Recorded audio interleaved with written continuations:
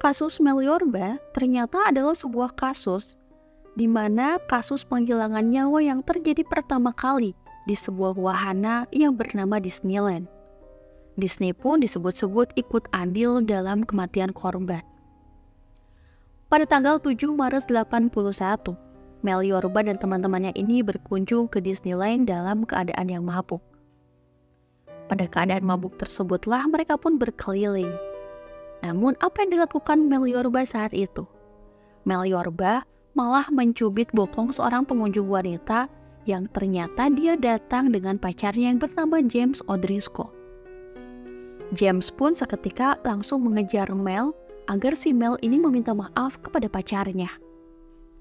Tapi alih-alih si Mel ini meminta maaf kepada pacar James, Mel justru malah meninju muka James.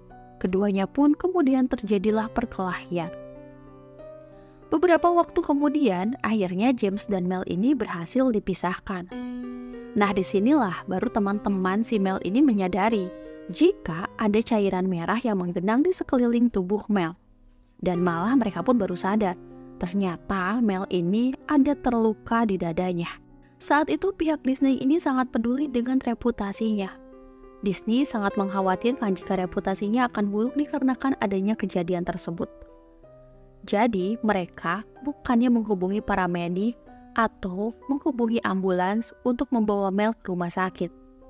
Mereka malah menyuruh para suster yang kerja di taman bermain untuk merawat luka Mel. Tapi setelah 20 menit berusaha diobati, ternyata luka Mel ini sudah terlalu parah dan tidak ada peralatan yang memadai di Disney sendiri. Tapi tetap saja, ambulan, polisi pun dilarang masuk oleh pihak Disney. Dikarenakan alasannya adalah khawatir akan merusak suasana keceriaan di dalam Disney sendiri. Kemudian akhirnya Mel ini diangkut memakai van milik Disney menuju rumah sakit. Tapi lagi-lagi mobil van milik Disney ini tidak dilengkapi dengan sirine. Jadi harus terkena macet-macetan di jalan. Dan akhirnya dikabarkan bahwa Mel ini meninggal dunia di rumah sakit. Saat itu pun polisi masih hanya menunggu di luar Disney. Karena memang Disney melarang polisi untuk masuk. Polisi menunggu di luar karena mereka menunggu James untuk keluar. Walaupun James ini sudah membuang pisau dan bajunya yang bersimbah cairan merah di dalam, tapi akhirnya James ini dapat ditangkap.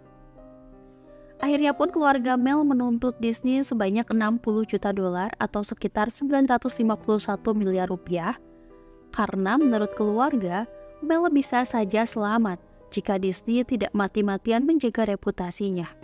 Jadi awalnya pihak Disney itu menyangkal akan keterlibatan mereka di dalam kasus Mel Yorba. Tapi setelah adanya proses hukum yang panjang, keluarga Mel pun kemudian mendapatkan kompensasi senilai 600 dolar atau jika dirupiahkan sebanyak 9, miliar rupiah dari tuntutan sebelumnya 60 juta dolar. Dan James pun dihukum penjara selama 16 tahun. Menurut kalian bagaimana? Siapakah yang salah? James yang salah, pihak Disney yang salah, atau Mel Yorba yang salah dikarenakan berkunjung ke Disneyland dalam keadaan mabuk berat?